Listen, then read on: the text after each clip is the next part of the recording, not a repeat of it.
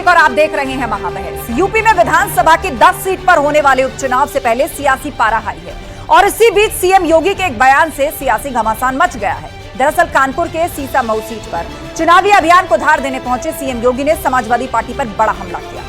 CM योगी ने कहा कि लाल टोपी काले कारनामे समाजवादी पार्टी के लोगों की पहचान है। समाजवादी पार्टी का इतिहास काले कारनामों से भरा हुआ है। उन्होंने अयोध्या, कन्नौज और लखनऊ में छेड़खानी और रेप के आरोपियों का जिक्र करते हुए अखिलेश यादव को कटघरे में खड़ा किया। सीएम योगी ने कहा कि समाजवादी पार्टी के मुखिया अयोध्या गैंगरेप के आरोपियों के समर्थन में खड़े थे। कन्नौज का नवाब ब्रांड उनकी पहचान बन चुकी है। इतना ही नहीं, एसपी नेता के काले कारनामों के कारण सीस मऊ में उपचुनाव हो रहे हैं। दरअसल सीसा मऊ के विधायक इरफान सोलंकी इस वक्त जेल में है और यही वजह थी कि सीएम योगी महिला सुरक्षा के मुद्दे पर समाजवादी पार्टी पर बड़े और तीखे आरोप लगाते हुए नजर आए। दरअसल महिला सुरक्षा का मुद्दा उत्तर प्रदेश से बंगाल तक गरमाया हुआ है। बंगाल में ममता बनर्जी सरकार पर सवाल उठ रहे हैं तो यूपी में योगी सरकार का बुलडोजर मॉडल अपराधियों की कमर तोड़ रहा है। ऐसे में सीएम योगी के इस बयान का यूपी में हो रहे उपचुनाव पर कितना असर पड़ेगा, इस पर करेंगे महाबहस। लेकिन पहले ये रिपोर्ट।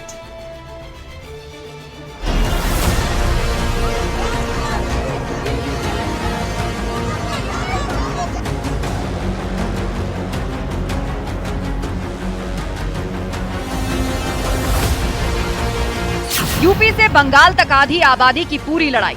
जिस तरीके से बंगाल में ये हुआ है वो चिंता का विषय है ही है और मुझे कहने में बिल्कुल संकोच नहीं है। बंगाल में जो हुआ वो शासन के द्वारा प्रायोजित था। उपचुनाव की बिसात, महिला अपराधों पर सियासी संग्राम।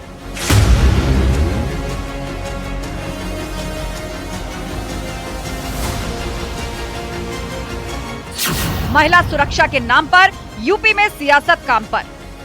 कैसे समाजवादी पार्टी का एक नेता वहां पर एक निषाद बेटी के इज्जत के साथ खिलवाड़ करता है और समाजवादी पार्टी के मुखिया बेशर्मी के साथ उस बेशर्म के खिलाफ कार्रवाई करने की बजाय उसका समर्थन करते हुए दिखाई दे रहे थे। लाल टोपी काले कारनामे, एसपी पर सीएम योगी के निशाने।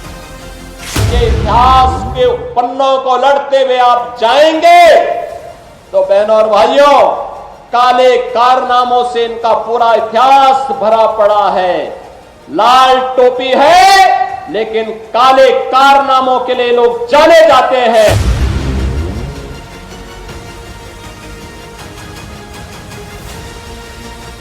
समाजवादी पार्टी पे आरोप लगा देने से भारतीय जनता पार्टी के ना पाप छुप जाएंगे, ना जन विरोधी काम छुप पाएंगे।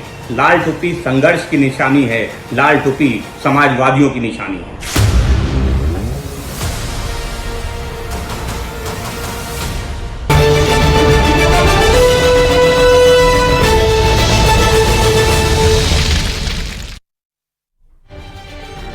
और चर्चा के लिए गेस्ट पैनल हमारे साथ जुड़ रहा है। हमारे साथ मनीष सिंह जी हैं, समाजवादी पार्टी के प्रवक्ता। सचिन रावत जी, कांग्रेस के स्पोक्स पर्सन हमारे साथ जुड़ गए हैं। रतिभान त्रिपाठी जी हैं, वरिष्ठ पत्रकार। बस कुछ ही सेकंड में हमें बीजेपी प्रवक्ता आलोक अवस्थी जी भी ज्वाइन करेंगे। आप सभी पैनलिस्ट का स्वागत है। शुरुआत चर्चा की करते हैं और मनीष सिंह जी हमारे साथ जुड़े हुए हैं। मनीष जी, आपसे सवाल कि मुख्यमंत्री योगी आदित्यनाथ ने आज समाजवादी पार्टी पर बड़ा हमला बोला। उन्होंने कहा टोपी लाल है लेकिन कारनामे काले हैं। अयोध्या, कन्नौज, ये सब नवाब ब्रांड के एम्बेसडर हैं समाजवादी पार्टी वाले।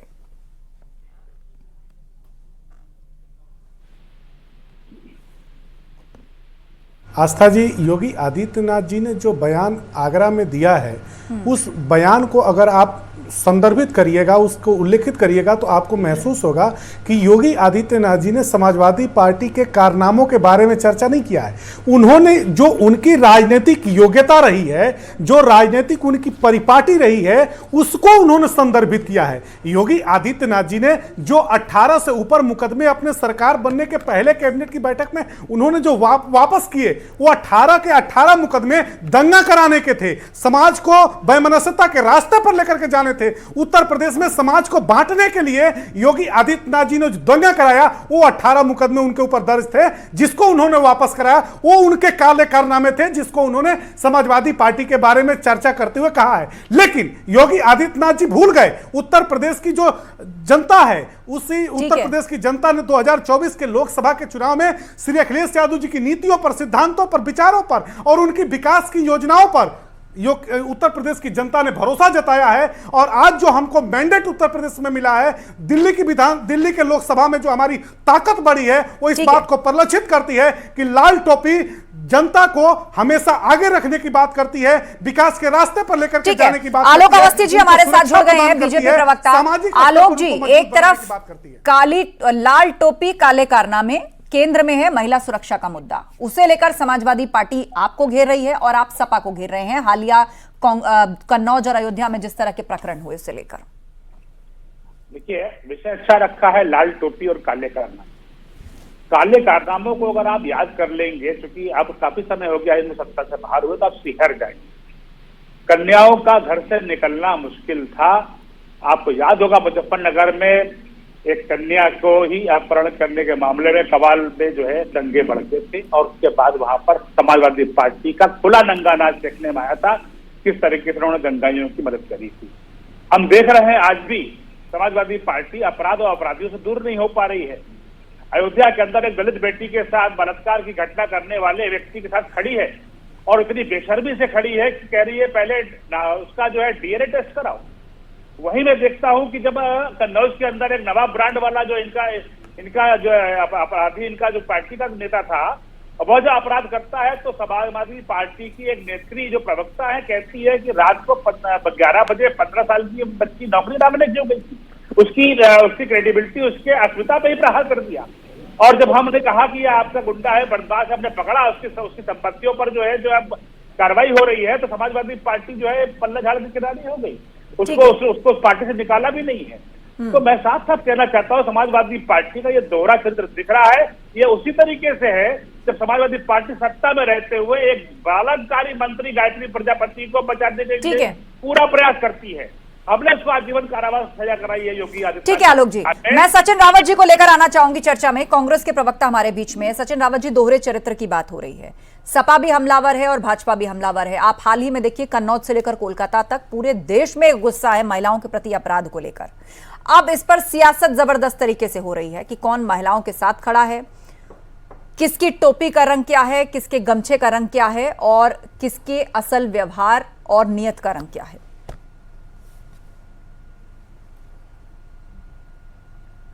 देखिए आस्था जी, मेरा सवाल आलोक जी से भी है और भारतीय जनता पार्टी से भी है।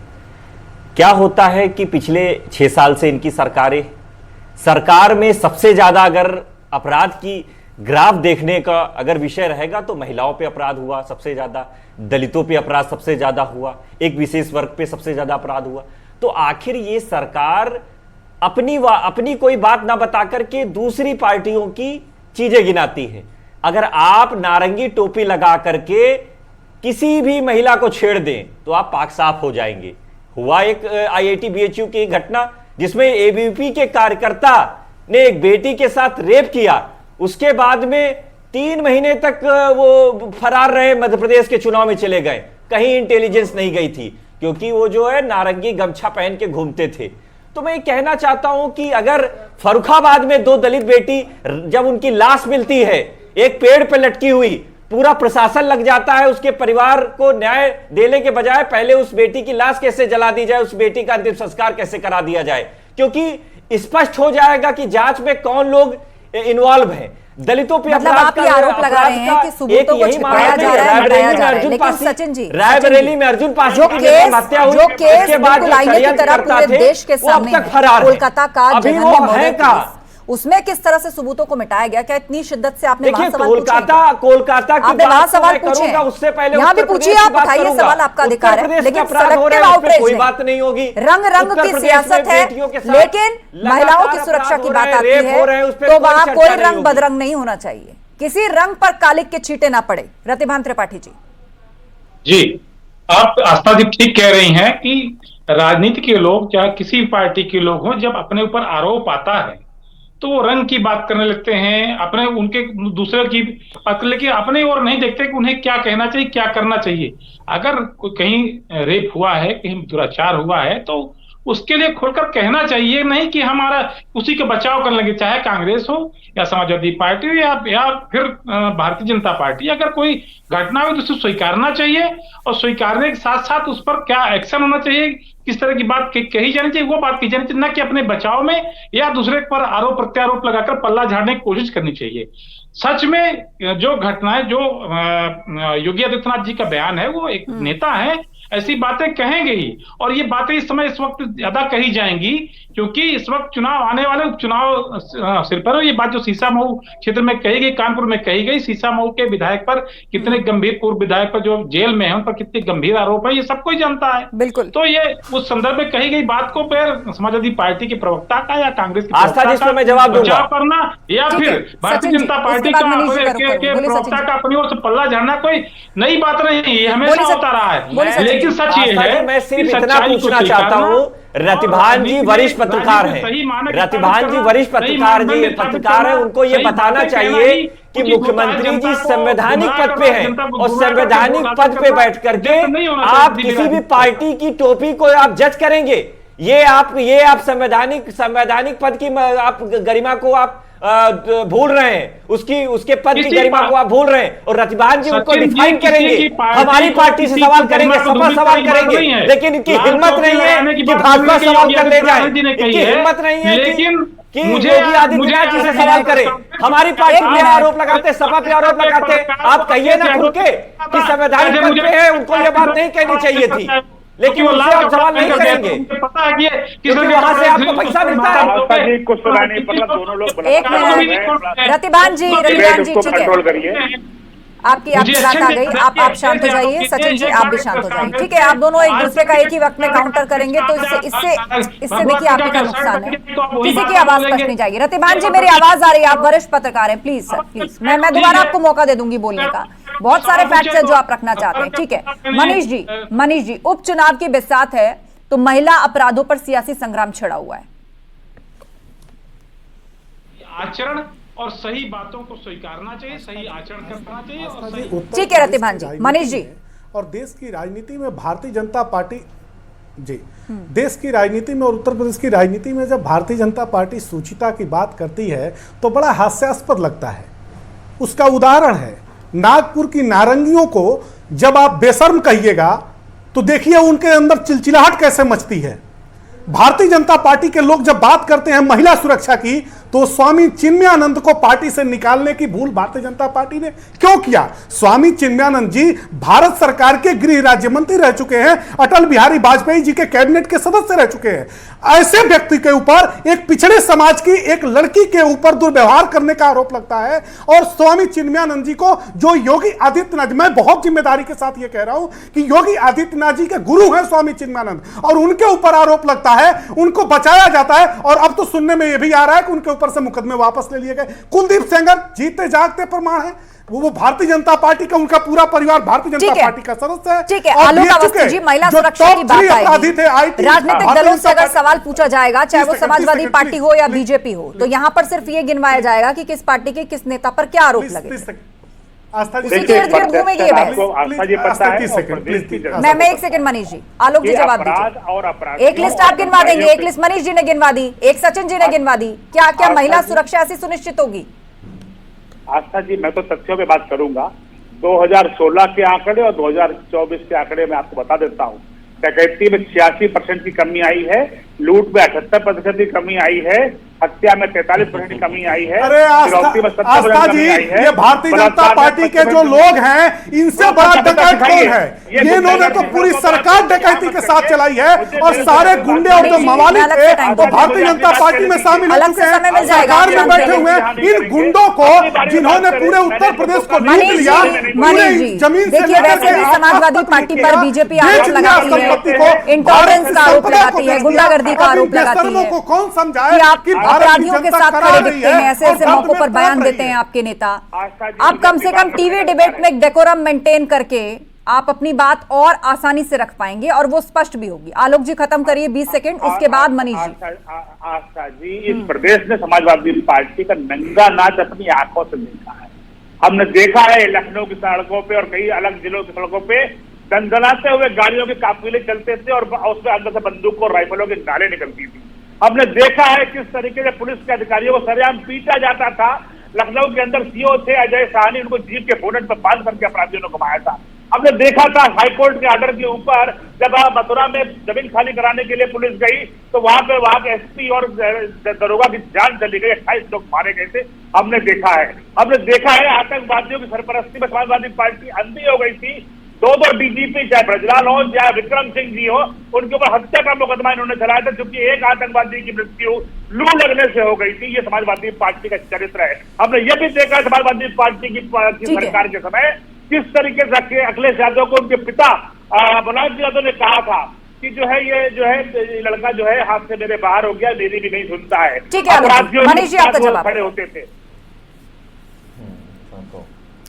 आस्था जी, भारतीय जनता पार्टी के लोग जब अपराध पर बोलते हैं, इन सभी बिंदुओं पर जब बोलते हैं, तो सच में मेरे जैसे युवा पूरे उत्तर प्रदेश में आपके चैनल को और आपके खास करके इस प्रोग्राम को बहुत लोग गंभीरता से देखते हैं। धनंजय सिंह जी को, आलोक अवस्थी जी क्यों भूल जाते हैं आप? विजय सिंह माफिया को क्यों भूल जाते हैं आप? अभय सिंह जी को क्यों भूल जाते हैं? सुन लीजिए, ये क्या किसी मंदिर से निकल करके आए हैं? क्या इन्होंने किसी मठ पर रह करके समाज के अंदर जागृति पैदा किया है? जो इतने बड़े अपराधी गुंडे मवाली जो थे, इन मवालियों की फौज खड़ा कर ली योगी आदित्यनाथ ने, पूरी भारतीय जनता पार्टी ने।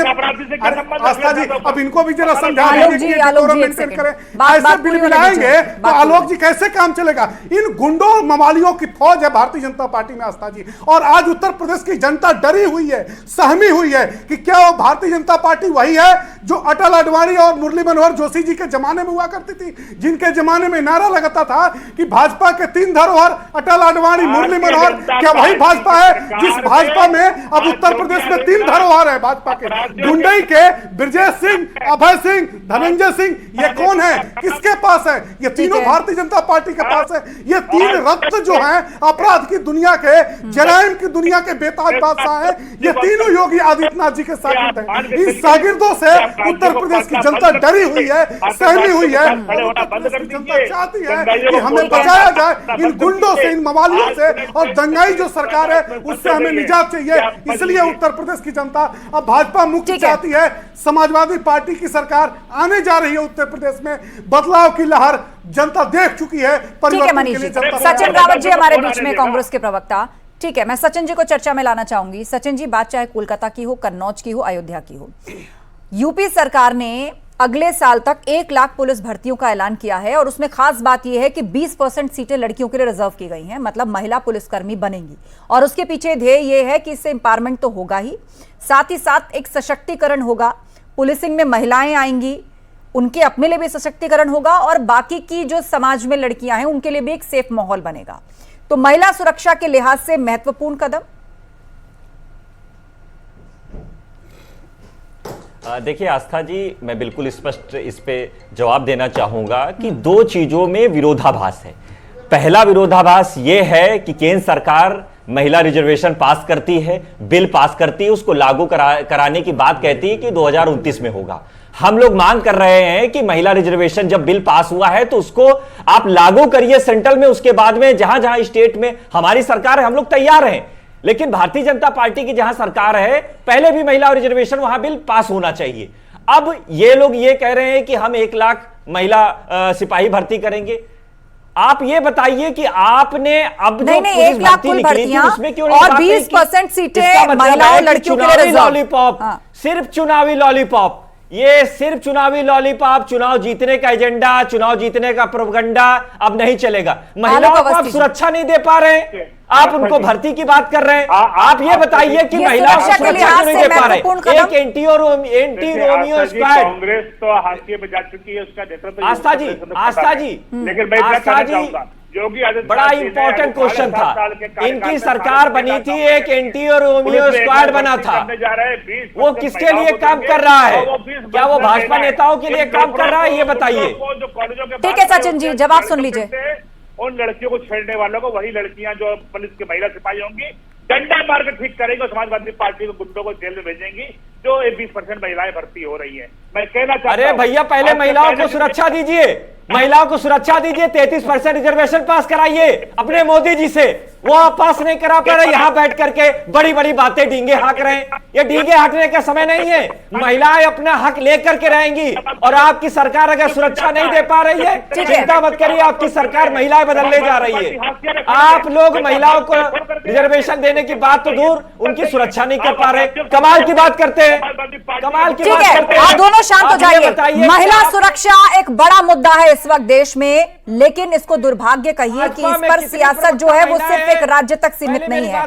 वो सियासत कोलकाता से बाहर उठकर देखिए कहां तक असर डाल रही है। रतिभान त्रिपाठी जी, आप एक प्रदेश की मुख्यमंत्री जो स्वयं एक महिला हैं, उनके प्रदेश में इतना बर्बर हत्याकांड हुआ है, उसके बाद उनका बयान उठाकर देखिए। वो कहती हैं कि अगर बंगाल को जलाया या बंगाल में हिंसा हुई तो यूपी और एनसीआर वाले राज्यों में भी इसका असर होगा, वो भी नहीं बच पाएंगे। ये तो ममता बनर्जी जी का ये जो बयान है बहुत दुर्भाग्यपूर्ण है और एक जिम्मेदार पद पर बैठी हुई नेता को इस तरह की बयानबाजी नहीं करनी चाहिए, उन्हें ऐसी चीजों से बचना चाहिए। अगर राष्ट्रपति ने ये बयान दिया है कि चिंता की बात है, मैं बहुत दुखी हूं, भयभीत भी हूं, तो ये बड़ी भारी बात है। एक देश के राष्ट्रपति ने अगर ये बयान दिया है तो पश्चिम बंगाल के मुख्यमंत्री को इस बात की चिंता करनी चाहिए कि एक आदिवासी मुख्यमंत्री ने ये बात कही जो उस तबके से आती हैं जहां तक विकास की रोशनी पहुंची नहीं थी, अगर वो राष्ट्रपति बनी है तो वो चिंता व्यक्त कर रहे हैं, तो उन्हें उसका उपाय करना चाहिए, न कि उसके पलट बयानी में धमकी भरी बात कहनी चाहिए कि नहीं दिल्ली से लेकर के उत्तर प्रदेश तक आग लगेगी। ये तो बहुत चिंताजनक बात है और ये जिम्मेदार नेता की बात भाषा नहीं हो सकती है, ये अनुचित है और इस पर देश के सभी दलों के नेताओं को इस बात की खंडन करना चाहिए, निंदा करनी चाहिए। ठीक है मनीष जी, क्या ये मुख्यमंत्री की भाषा है? ये देश के हित क्या ये मुख्यमंत्री की भाषा है जो खुद महिला है और उनके प्रदेश में इतना जघन्य अपराध हुआ? ये तो पूरा देश आक्रोशित है, पूरा देश इससे उबाल में है। देश अपने बचाव में अगर वो ऐसा कहती तो ठीक है रतिभान जी, जवाब सुनते हैं।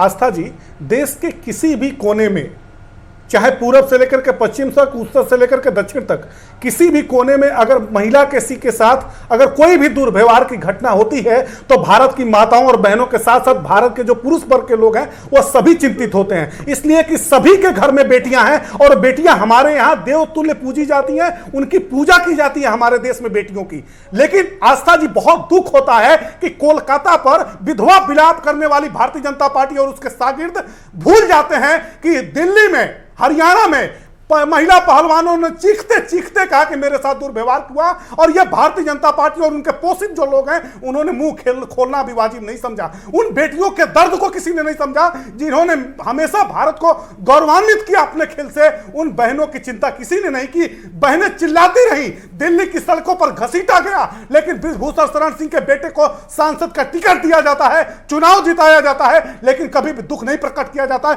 दुख इस बात का है कि भारतीय जनता पार्टी पर आरोप लगता है तो कोई मुंह नहीं खोलता है और देश के अन्य कोने में जब कोई घटना होती है तो विधवा विलाप किया जाता है। ये दोहरा चरित्र और दोहरा मापदंड देश की जनता नहीं स्वीकार। जवाब सुनिए अब मनीष जी, जवाब सुनिए। शासित प्रदेश है या उनके इंडिया अलायंस के सदस्य है, वहां पे वो सिल जाता है। जहां पर खान और यादव का शब्द आ जाता है वहां पर समाजवादी पार्टी के और कांग्रेस का मुंह खिल जाता है।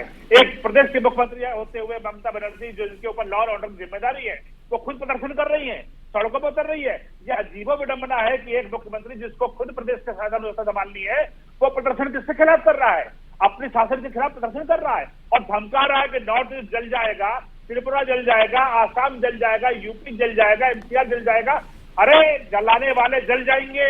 ममता जी, आपको ये सोचना चाहिए कि आप क्या बोल रही हैं। आप एक प्रदेश की जिम्मेदार मुख्यमंत्री है, प्रदेश विपक्ष की बड़ी नेता है, उसके बाद आपका यह हाल है कि आपके ऊपर जरा से आरोप लगे तो आप तिलमिला करके आप पूरे देश को जलाने की बात कर रहे हैं। और कांग्रेस का मुंह सिल गया है। कांग्रेस से राहुल गांधी और प्रियंका वाड्रा, सोनिया गांधी के मुंह से एक शब्द नहीं निकल रहा है। अखिलेश यादव जाकर के उनकी बड़ाई कर रहे हैं ममता बनर्जी की। अरे उत्तर प्रदेश पे आओ भैया, उत्तर प्रदेश जल रहा है, लगातार महिलाओं पे अपराध हो रहा है, उसपे आप लोगों का मुंह सिल जाता है क्या?